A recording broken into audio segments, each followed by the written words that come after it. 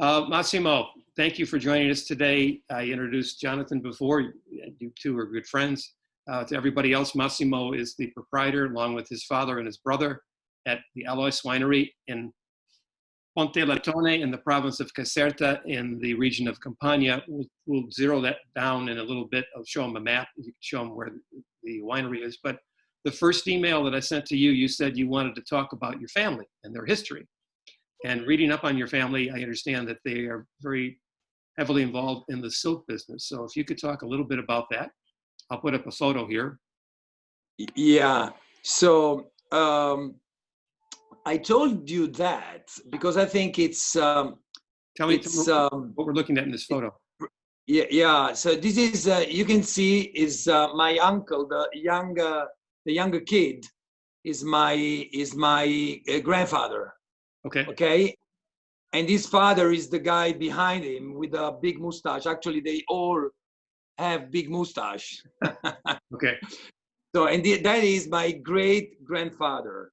Okay, so the younger kid is my grandfather, and the big guy is my great grandfather. Why I told you that I would like to speak about my family, just because these guys were involved in the vineyards, in the royal vineyards of the Bourbon Kings. Okay. So they've always been taking care of what the Bourbon Kings were doing, because as you surely know, the Alois family is a French family.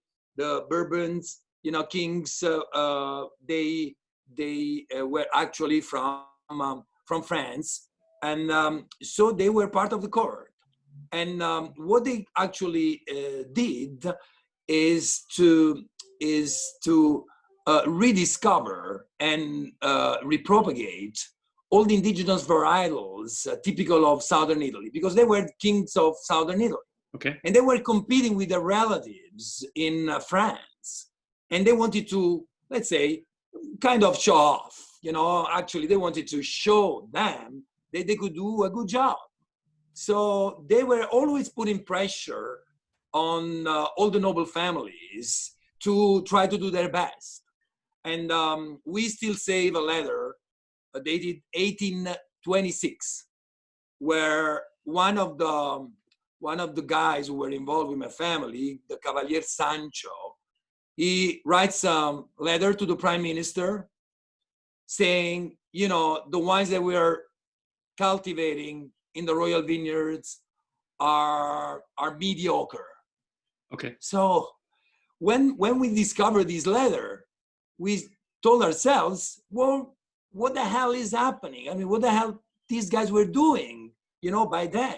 So the grapes and the wines they were cultivating and producing were bad? So, of course, not at all. They were just wondering what to do in order to improve. And just the fact that they said the wines are mediocre, that means they started to have a palate. So they were doing their best to improve the quality of the vineyards and the wines. So this is what we have interpreted, reading that letter, where,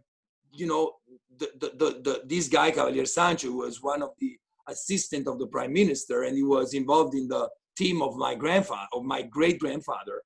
He was writing something that is kind of weird, kind of awkward, mediocre.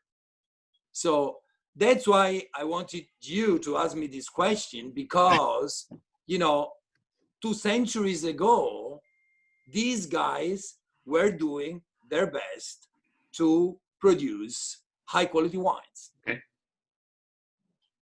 And when was that picture from, the one I showed before?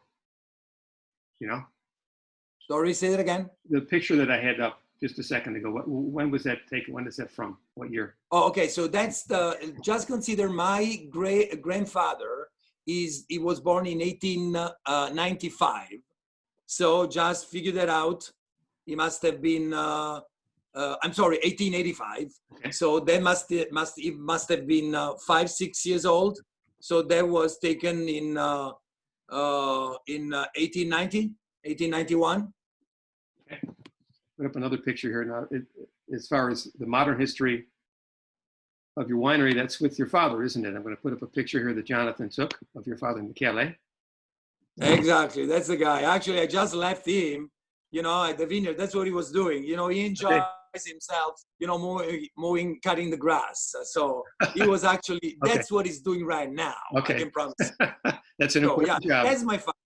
Okay. So, and he's actually the son of that younger kid that you saw, because my father was born in 1936 and my grandfather in 1885.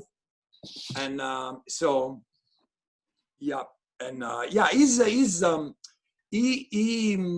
the one who revived among a bunch of other guys in our area all these ancient wines.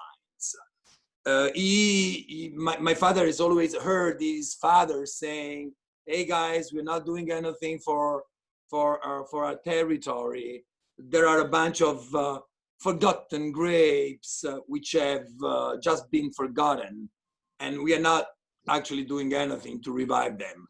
So our friends in Avellino have done a marvelous job with Aglianico, Fiano and Greco, and we are not doing the same, you know, here in northern Campania.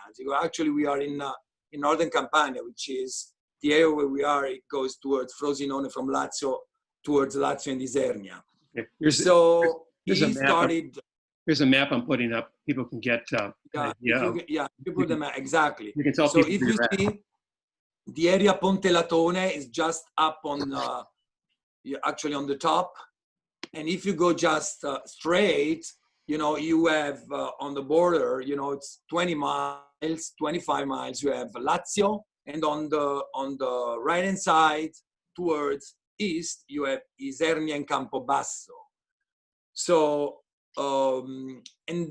my father, he planted in 1992 an experimental vineyard by taking the cuttings from big trees, which survived all over the area where we are on the hillside of Monte Friento, and he grafted them on actually at the time on a wild rootstock, and then after 10 years on the American rootstock in order to repropagate that in a proper way. And so what he did, he just went, you know, all over the places in different vineyards where a bunch of big trees, I mean that size, which we assume they were, you know, more than 150, almost 200 years old, survived to the phylloxera. You guys know what phylloxera is?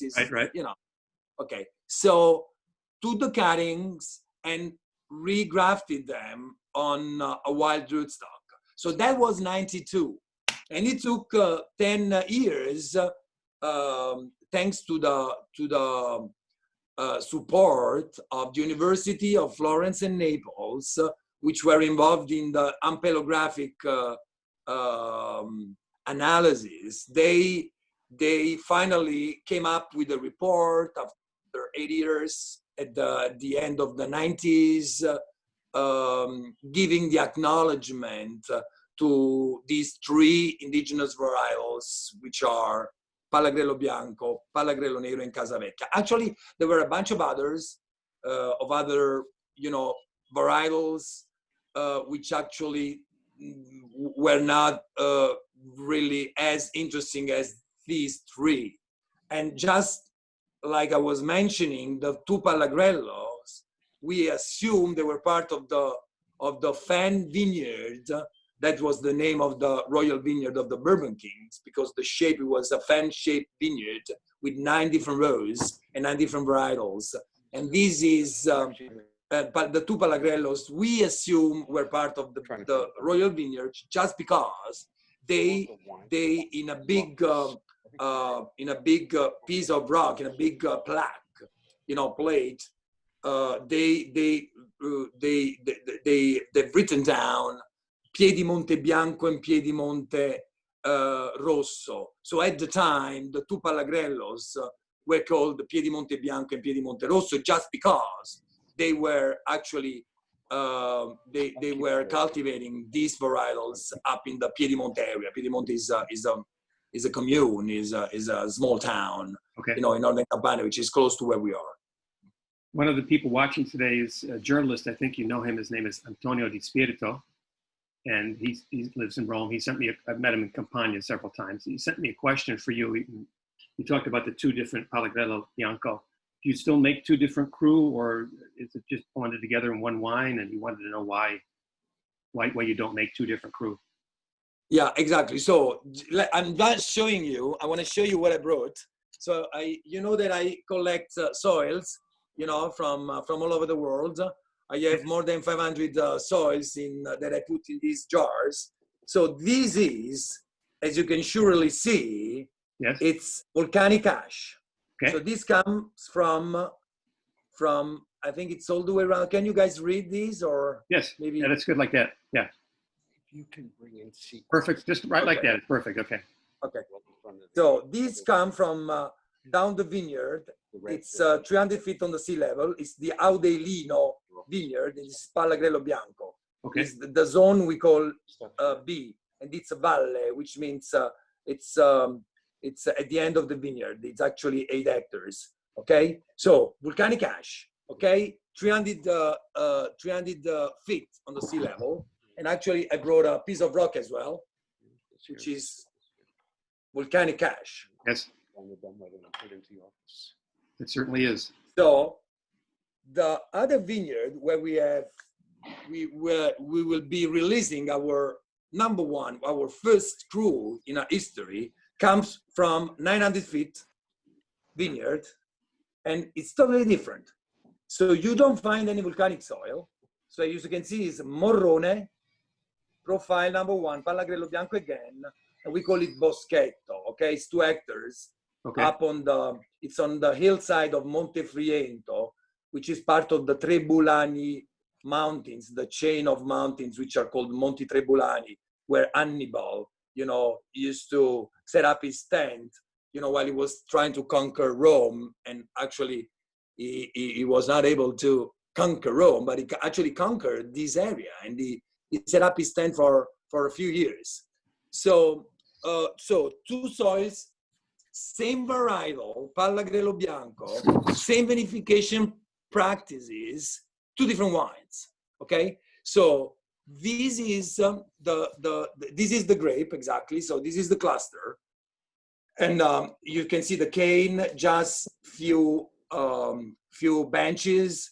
It produces 50 quintals per hectare, 5 tons, no more than that per hectare. So the same training system, same varietal in 2 different vineyards gives 2 different wines, totally different wines. So one, we call it Cayatia. We've been producing it for almost 20 years. And in September, we will be releasing our first cru, which comes from up the hill, from the other soil I was showing you. And this is mainly is limestone. So we can achieve almost 1 gram of acidic from this kind of soil. And these soil used to be ash as well. But as you can see, this kind of ash is a powdery ash. It's pretty light. It's so brittle that is called ignimbrite campana, because it used to fall down from those big clouds after the eruption of Campi Flegrei and Mount Vesuvius. And we're talking about 40,000 years ago. Okay, but the ash, as you know, they just move during the night, because on the foothills of Mount Vesuvius and the Campi Flegrei you have the lava. But then, since the volcanoes that we have are eruptive volcanoes, are not effusion volcanoes, so they produce lava, but they also explode, and they produce this ash which goes up because of the high temperature, and then it moves during the night, and it forms big clouds, which just collapse in the morning because of the lower temperature. So this kind of, fragile, brittle soil just fall down, covers all the land, but then throughout the years, it's because of the rain is washed down the valley. So that's why up, to a certain altitude, you just find what it used to be, calcium and limestone, and then down, under 300 feet on the sea level, you find, the ash. So I was saying two different wines. The ones which come from the volcanic soil, Cayati, is always round, you can actually chew the wine. It has got a good minerality, which to me, it means it makes you salivate. But the ones which come from here, it's not as fat, I would say, as the one which come from down the hill from the volcanic soil, but this is a cutting wine. So it's very long finish, and it cleanses your mouth all the time. It's, I would say, I wouldn't say it's more elegant. I would say it's linear. It's straightforward, exactly. So that's the word. It's straightforward. And it's a cutting wine. This first crew that you'll release, you said in September, correct? Yep. So we have been 2018 or 19 vintage. Exactly, 18. 18. Because it has been vinified 1/3 in neutral oak, Okay. and 2/3 in stainless steel. Then we put it together last year before the summer shutdown, and then it has been, it has been resting in the bottle for 1 year. So now we will label it, and we'll release for the very first time after, more than 20 years, our first crew, which is called Morrone, which is the area, where the vineyard is. So it will be called Morrone. Morrone, okay. Jonathan, let's get you involved here. How long have you and Massimo known each other? A good number of years, and I finally slept at his home, which is lovely. Just the last trip that I was there. It's a beautiful, beautiful place. I know Massimo just from the wonderful community that we have. But can I ask Massimo a question first? Absolutely. Hey, an easy one, Jonathan, an easy one. Massimo, I have a question for you. Which is better? Actually, I'm going to go over the other screens. That's fine. That's fine. Okay. Can you hand me the Cayati and the Colino? So, Massimo, mi senti? Sì, bene. So, I have bocconcini from Mimo La Vecchia. Wow. Okay. I take so guys, Mimo La Vecchia, while he's eating, and he's giving a bite to the mozzarella, Mimo La Vecchia is close to where we are. It's on the other side of the Trebulani, the chain of mountains, which are called Trebulani Mountains. And he does a marvelous job with water buffalo mozzarella. Okay, so Massimo, this is my question. So this is my merenda this morning. So I have the Cayati here. Okay. Thank you. You can see the label. Yes. The Cayati, and then I also opened the Colino. And the question I have is, with this bocconcino, would you recommend the Cayati or the Colino? That's a good question. So I would answer like that, considering what Mimmo does, because mozzarella, it looks the same, but it's not. So the content varies, from dairy to dairy. So the one that he makes is very elegant. So I would recommend a Cayati, just because, like I was saying, the Cayati which comes from the volcanic soil is always smoother, and I think it pairs with the mozzarella, with the Mimmo's mozzarella, which is always very elegant, pretty well. The Caulino, it's a little bit too acidic. So Falanghine in general is a pretty acidic white in Campania. And in that case is 7.3 acidic.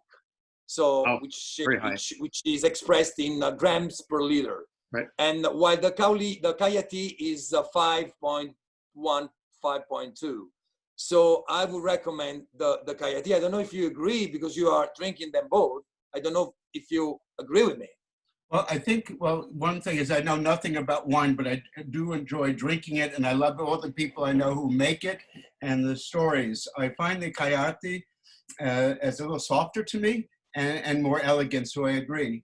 But there was a discussion about mozzarella that I had with Benito, and about, unfortunately, mozzarella that arrives in America is already guasto, and there's some of the acidity to it. But another friend, Mimo Mazzella, who you know quite well, Domenico, had talked about with Bufala coming into America that actually has more of an acidic profile as it ages, that if you were to do a merenda with alici, may actually work with the older mozzarella. So if I'm doing a merenda with the mozzarella that's quasi guasto, would you prefer, and I added something with the alici di Monaca, then would you go with the Colino because maybe the pairing of the acidity of the mozzarella with the acidity of the Colino? Yeah, I would say the fish that you're mentioning is the anchovy, right? That you put in the olive oil. That's what you mean? Yes. Okay. So, and usually that's pretty salty, right? It's pretty savory. Correct. For sure, I would go in this case with the Caolino, because Caolino is I think because of the acidic can cleanse your palate. And when I'm sure when you give a bite to the anchovy, which is a little oily, you need to have something refreshing and able to cleanse the palate. Mm-hmm. So I would, in this case, with the anchovy, you know, with the alici, sottolio, I would recommend the Caolino. Okay. Yeah. Okay. Massimo, do you produce more of the Colino or the Cayati? More the Caolino. Okay. I would say for a couple of reasons. Number one, it was much easier when we first started in '92 to find the plants of Falangina, right, compared to the Palagrello Bianco, which were, you know, that we were still grafting. And so by the time we finished the research and the analysis, you know, whatever you want to call it, with the Palagrello Bianco, we had already planted the, you know, the Falangina, because it was an existing variety that you could easily find in the greenhouses, you know, in the market, let's put it that way. So so we have less vineyards of Palagrello Bianco compared to Caolino, to Falangina. And then number two, of course, Falangina is the most widely grown grape in Campania, and is pretty well known, and it's much easier, you know, to sell Falangina than Palagrello Bianco. I understand. Because it's a little unknown, and that's what we're doing, you know, in order to promote and make people know what we're doing. Falangina is really one of the, if not the only variety that's found in all 5 provinces of Campania, correct?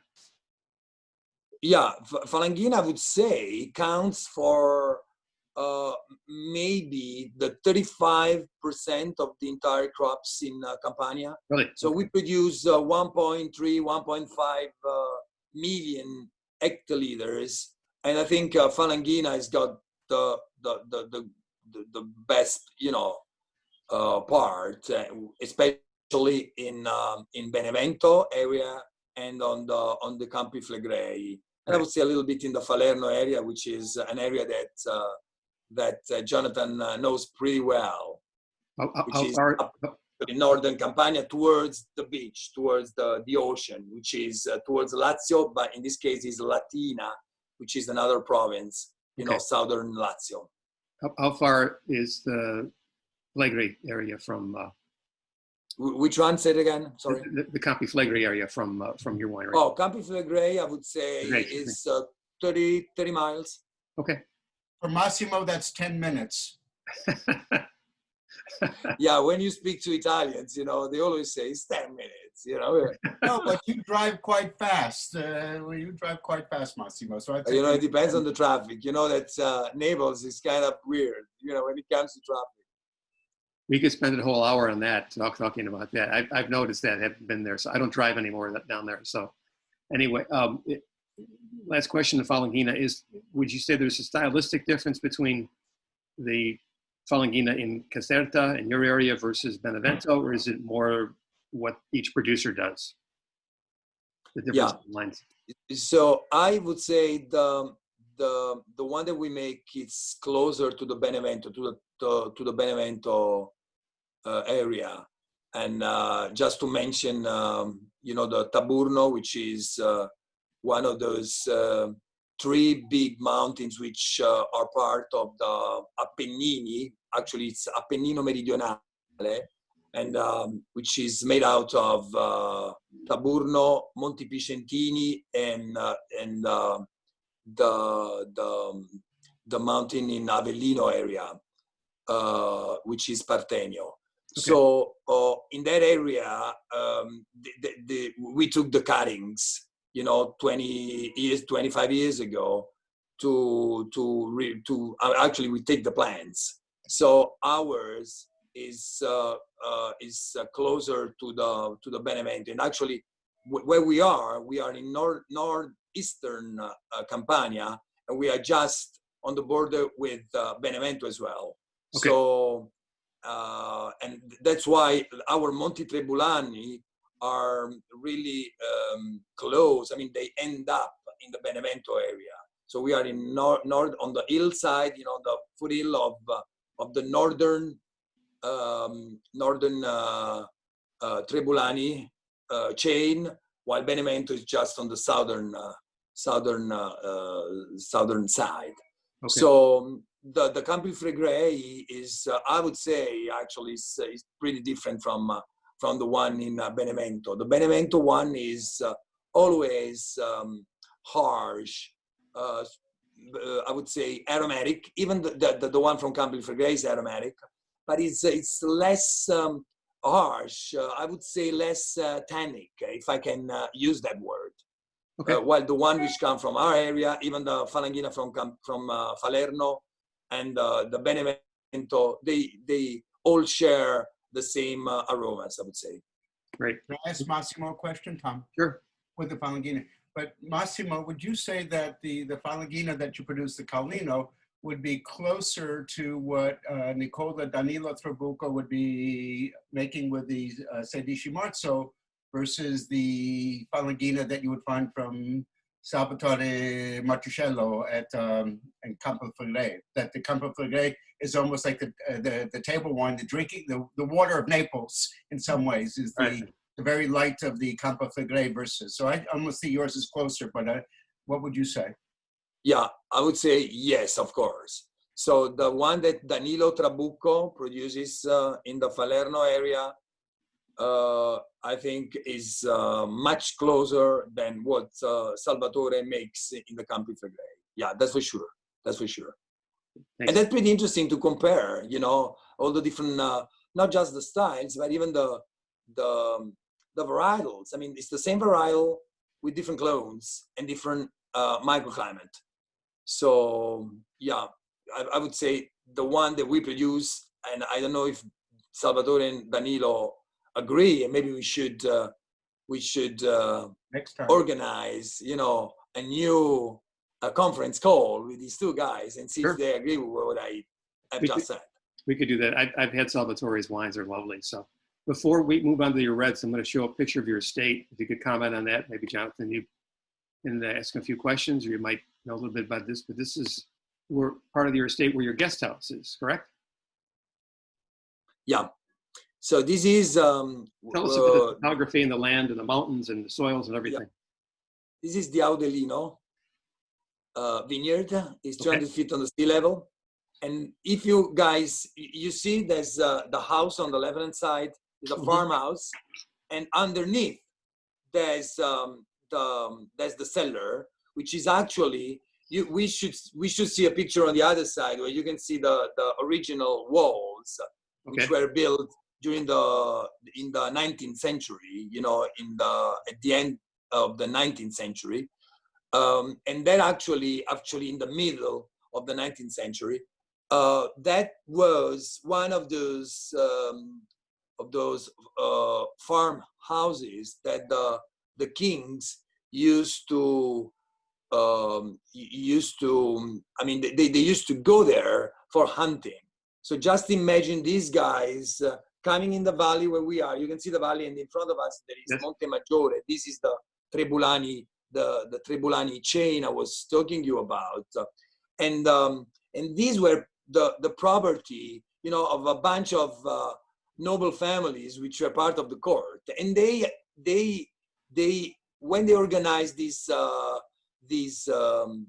hunting, you know, in these areas, they used to go few days before in order to take the grain, you know, the grain which was stored in the barn, and spread them all over in order to attract the boars and make sure the kings could you know, always have their prey. So you didn't want to disappoint them, you know, going out without catching anything. So, and there are a bunch of these, you know, big farmhouses where they used to, underneath where the cellar is, they used to store wine and prosciutti and salami, a bunch of these things, because they didn't have the refrigerator. And then on the top, there was the barn with actually the grain that they were using to attract the animals. And so we have restored that. This was part of my extended family. And when we took it over, we restored that. And here now, around the cantina, we have 8 hectares. And in front of you, you can see the Palagrello Bianco. Okay. And the soil, unfortunately, there's grass all over the place. But I can promise you, and Jonathan and Tom, you guys have been there, so you know that behind that grass and underneath the grass, even in the vineyard, the soil is a kind of grayish. So it's the volcanic soil I was talking to you about. Does that area get much rainfall? I know that Irpinia, which is further south in Campania, gets a lot of rainfall. How does that compare? How do your area compare in rainfall climate? Yeah, so let me tell you, you can see we are in a valley which is protected from the strongest winds coming from up north, from eastern, you know, I would say from Siberia. Okay.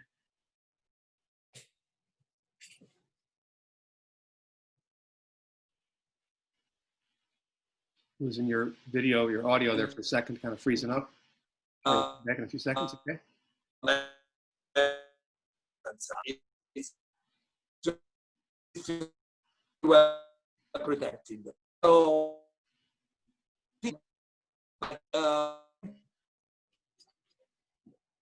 Massimo, can you hear me? Your audio is sort of freezing up there. Can you hear? Now, Still having some problems. where you saying? Hear me?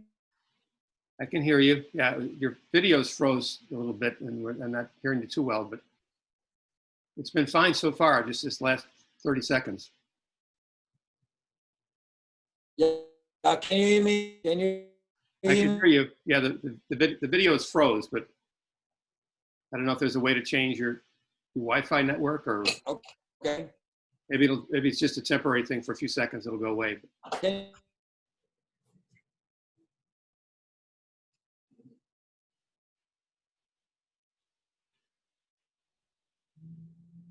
Probably going to check with another Wi-Fi link. That's fine. Here we are. Hello, Tom. Perfect. Perfetto. Okay. Grazie. You look younger. Yes, he does. Can you hear me now? Yes, perfetto. Please. Okay. Più giovani. See. So what were we saying? I lost my point. So we're talking about the rain. So I think we have a decent amount of rain, and then now the plants are more than 20 years old, and they can easily find humidity. You know, can easily find water underneath. And then I would say that this kind of soil, which is kind of brittle, allows the roots to deepen into the soil, and they can easily go, underneath more than 2 meters, which is 4 feet. So I think Okay. it's not a big deal. Yeah. Okay. And before we move on to the red wines, I'm just curious. I've told you this before, and it's a little bit of a joke, but it's like, but for those people that are watching today or were watching on the YouTube recording in a few days, if you're thinking, he looks like somebody I know that I've seen in the movies, he is the doppelganger, if you ask me. He's a dead ringer for the actor John Turturro, which I think is a compliment because he's an excellent actor and he's been in so many memorable roles. So, and you laughed before, but you do look a lot like him. Yeah, I know. I've been told so many times, that he looks like me, right? I'm sorry, yeah, he looks like you. That's right. All right. But Very Massimo good. is nicer. There you go. Let's start off with your red wines, and there's a Palagrello Nero also, isn't there? Which I'm going to put a picture of, and if you could talk about that goes into your Muralla wine. Tell me about the wine, about the grape. Yeah. So we were talking about the two Palagrellos. So these two was part of the royal vineyard of the Bourbon Kings. So the vineyard was called Vigna del Ventaglio, Fen Vineyard, and it was close to the royal palace of Caserta. And as you surely know, the Caserta was the residential area of the kings, and they used to come here pretty often for welcoming their relatives coming from all over the places, because they were connected to the Austrian, to the big empire, were connected to the French, the Spanish. So the Palagrello and this grape was part of their vineyard. So we have always vinified the Palagrello Nero, and I would say that it's pretty generous varietals. It's pretty productive. So whenever we see on a cane a shoot with more than 2 clusters, we always cut off one, because we try to bring the yield down to a couple of pounds per plant. It's during the vinification, compared to the Casavecchia, which is the other indigenous varietal, is I would say Palagrello Nero is always, I don't know if this is the right word, it's always ready. You can always figure out what's going on. Unlike Casavecchia, which is so obscure and so difficult to interpret. Palagrello Nero always gives you the information, so you always figure out what's going on. And actually, I would say the Palagrello Nero, this is the Casavecchia, actually, yes. Exactly. And so maybe just because of the morphology of the cluster, you can easily see there's no need to make any comment on that. So it's loose, light. It doesn't produce more than a pound per plant, and it doesn't produce more than 30 quintals, 3 tons per hectare. Okay. So we are allowed to produce up to 90 quintals, but this variety doesn't. So because of that, and even because of the polyphenolic, the phenolic ripeness, this varietal is I don't want to say it's difficult to vinify, but you gotta pay a lot of attention because it tends to reduce itself, and it needs oxygen all the time. Well, the Palagrello Nero, it does need oxygen as well, but not as much as the Casavecchia, which is always introverts, I would say. The tannins are silky. It's full of tannins, but they are not harsh and edgy. They are not sometimes as like the Aglianico, which might be a little, sometimes a little weird, a little bitter. So the tannins are never bitter. They are always, I would say, sweet. They are always round. But there are so many, the phenolic structure is so big, there's so much tannin that it makes this grape difficult to figure out during the vinification process. And as I was telling you, it tends to reduce itself, which means sometimes it tends to smell a little bit. Okay. And it tends to, the color tends to turn into a kind of Bordeaux.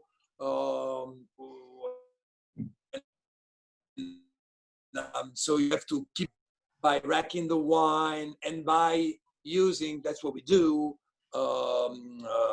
using wooden casks. So we have large format casks, Italian woods coming from up the northern Italy, and we always vinify this grape into these big botti for 15 days. We used to have a longer maturation, but then we realized that it was not good for the grape, was not good for the wine, and so we now abstract a little less. So it's less than 15 days maturation with the skins, but we use wood all the time.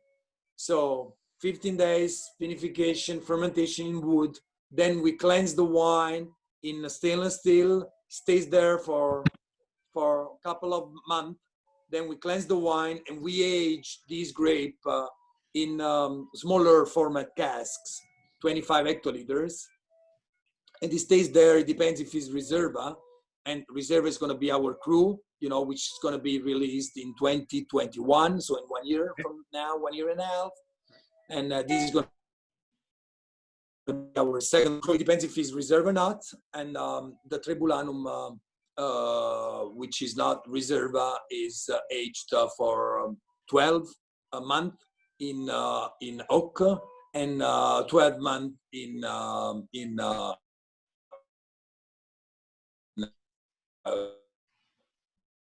barrel, 2 months in the barrel. So we will be releasing in 2021 the 2017 grape. So it's 4 years the wine. So it's going to be at the end 4 years, total. Right, Jonathan. We were talking before. You said you had a little story about Casavecchia. Did you want to talk about that or ask Massimo? Let's hear Massimo's story of Casavecchia. Okay. Actually, first of all, I love the Trebulanum, and I think it goes wonderful with the Conchatto. Can't really see it. The Conchatto Romano. So Massimo, tell me one thing, and then I'm going to ask you about the Casavecchia because I drink yours all the time, the Trebulanum, but also with the Conchatto Romano from Le Campestre. But first, I think at the Agriturismo, they're offering more to the clientele of the blend of the Aglianico with the Palagrello, and that the Casavecchia in Purezza is more for the family. So I guess that's because of the limited production itself. But look at this Conchatto. This is considered the oldest cheese produced in Western Europe. Really? Dates back to the Saniti. So it's wonderful. I find that with the Conchatto in the morning, a little piece, either in the afternoon, maybe I soften it with honey, but this, I think, contratto then chased with the Trebulentum is this wonderful taste. So Massimo, is the house, La Bella Casa di Casavecchia, is it on your land? Is it above Ponte Latone? Where is the true house of Casavecchia, La Bella Casavecchia? And can you tell a little bit of the story of how that came to life, how it was discovered, the relationship to the Palace, La Regia, and the going forward with that? Yeah, okay. So we were talking about the two Palagrellos, and they date back to the Bourbon King's reign, which was from 1734 up to 1860, when Italy was united. So the Casavecchia, I would say it's not just a legend. We have met people who actually said that this big tree was found at the beginning of last century in the area that you know better than me, which is, you know, all around Montefriento. So Montefriento, we have the area where Treglia is, which is where we still have the old ruins, the Roman ruins of the Sanniti. Sanniti is a pretty old family, ancient family, who used to live in the area before the Romans came. The Romans actually, they conquered our area in the 202 before Christ, when they finally, in the second Guerra Punica, they defeated Hannibal, who was the guy from Northern Africa coming down, and he stayed in for 15 years, from 215 down to 202 before Christ, in an area, and he was trying to conquer, you know, Rome, and unsuccessfully. So there is Pliny the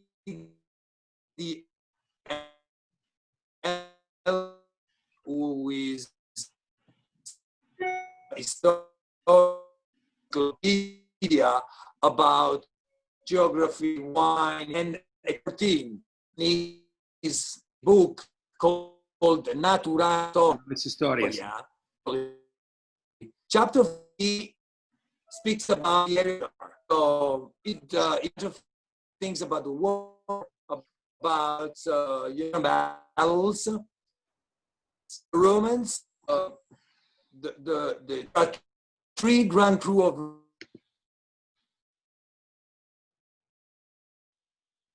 We just lost you again, Massimo. Here we go. Yeah. Okay. Okay. So, three grand crew: the Falernum, Caulinum, and Trebulanum. So let's talk about the third that I mentioned, Trebulanum. So it's the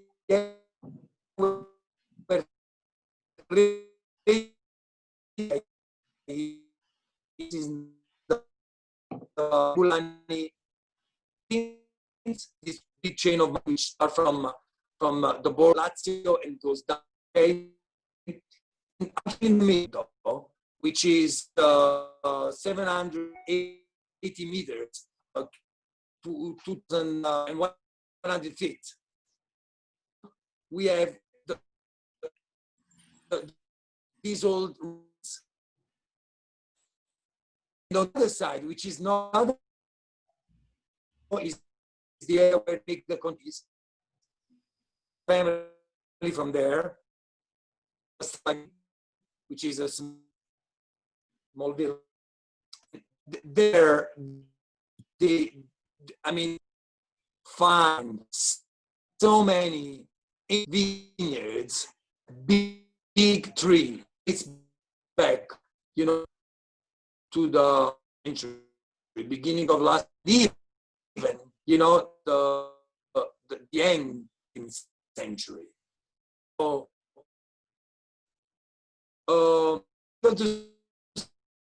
whether the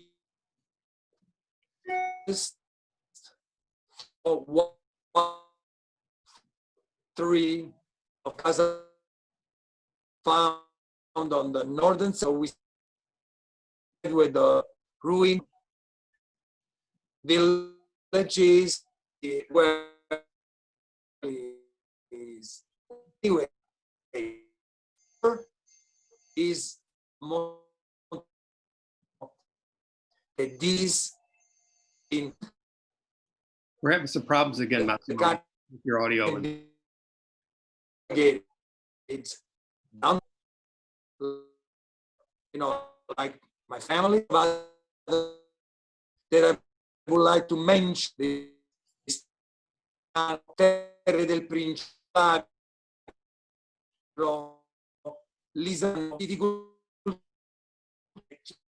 so there are 9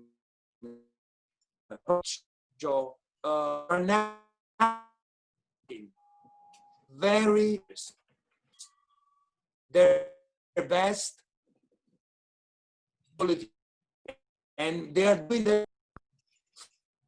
We've seen before where the Montemaggiore was to me.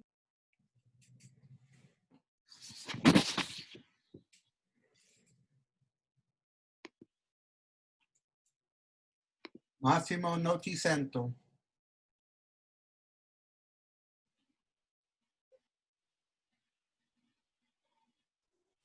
Yeah, I can see you now. Yes, perfect. Okay. Can I keep going? Yeah, very quickly. We have about 5 more minutes. We went beyond the hour, but we started late. That's what I was trying to tell you. Yes. That now there are small producers which are doing their best to improve and produce high quality wine. Okay. You have another line of wines called Donna Paolina, which are the traditional wines from Irpinia, such as Greco di Tufo, Fiano di Avellino, Taurasi. Tell me a little bit about that project. Okay, so this is a project that we started almost 10 years ago, with Carmine Valentino, who is our enologist, and Gerardo Contrada, who is the producer who owns the vineyard down in Avellino. So we have 3 vineyards that we share, is San Mango sul Calore, Santa Paolina, and in Candida, we have almost 2 hectares each, and we produce 10,000 bottles of each of Taurasi, which comes from San Mango sul Calore, and other 10,000 bottles from the Candida area, where we produce Fiano di Avellino, DOCG, and the Greco di Tufo, which comes from Santa Paolina. It's a teeny tiny cellar where Carmine, who takes care of our cellar, he takes care of the cellar in Avellino as well. And with Gerardo, we try to do our best to produce the best of the wine that territory can give us. Well, I know that you mentioned the Greco di Tufo, which is always one of my favorites. Comes from Santa Paolina, and that really is that's like the high rent district. I mean, that's like one of the great villages for Greco di Tufo. And I love the wines from there. So I have not tried yours yet, and I'm curious to try it. So how many bottles of these wines do you make? So I told you 10,000 each. Okay. So it depends, could be 12,000, or for example, 2 years ago, we had a big frost and hail as well. And so we just produced 2,000 bottles. So, and Taurasi, it's 2 big botti of 25 hectoliters. So I would say less than 6,000 bottles of Taurasi. Now we are, we have released 2014, and we're working on that. And we have just released 2019. So of course, 3 wines, totally different. There's no need to say anything about the difference between Fiano and Greco. 2 totally different wines, One is pretty acidic, the other one is not. One is pretty, straightforward, and the other one, Fiano is very aromatic. It's pretty, I would say, one of the best wines we have, for sure in Campania, for sure in Italy, and I would say all around the world. I would agree. It's a wine which can easily age for a decade, easily. So it's pretty, I mean, I don't know if the word is powerful is the right word. It's a pretty intense, powerful, and everlasting. Okay. We have 2 minutes left, and if we have time, I'll get Jonathan in one more question. But I just want to know, since the average consumer, when they know Campania, first of all, if they know about the wines, most of them think about Napoli and pizza or the Amalfi Coast.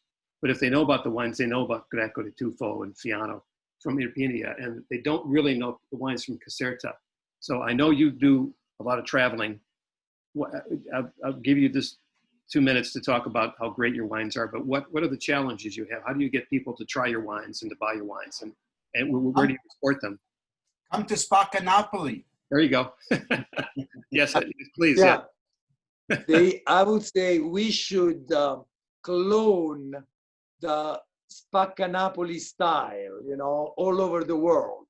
Because Jonathan has been, I would say, the very first one who fell in love with our varietals, and he has always been pouring the wine by the glass at his place.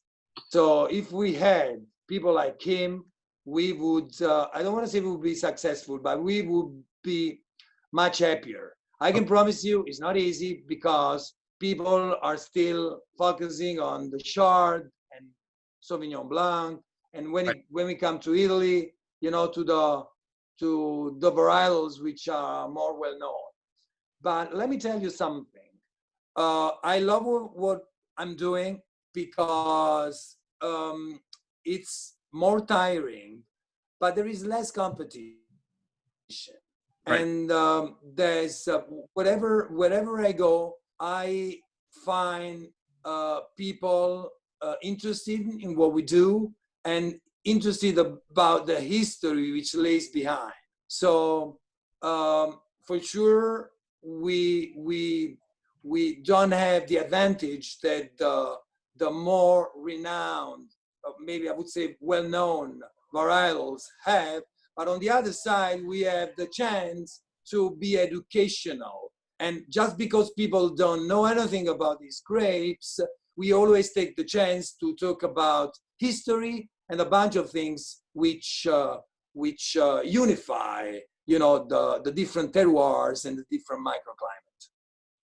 Great. Well, I've known you just for a few years, not as long as Jonathan, but I've always enjoyed your wines, and I'm happy to give you this opportunity. And I agree with you that just because they're not well known, that's a reason right there to try them and having webinars like this, or more people writing blogs or articles, or more key restaurateurs, sommeliers. That's, you know, let's get your wines out there, and fingers crossed for a great harvest this year in 2020. And thank you, Jonathan. Let's hope. Let me tell you, Tom. Let me tell you something else. Just the fact, I mean, because we know these wines are not very well known, but this doesn't mean that they don't have the potential. Exactly. So this is something else, okay? So I can promise you, not because I'm the producer, I'm, you know, talking about the other, but I'm talking about the varietals and the area, okay? So these wines have got a very high standards and a pretty high potentials. I agree. On that note, we'll have to say goodbye. We're on time. Jonathan, thank you for your time. Thank you. Thank you for having me, Tom. I really appreciate it. Thanks a lot. And thank you, Jonathan, for joining us. My wife is saying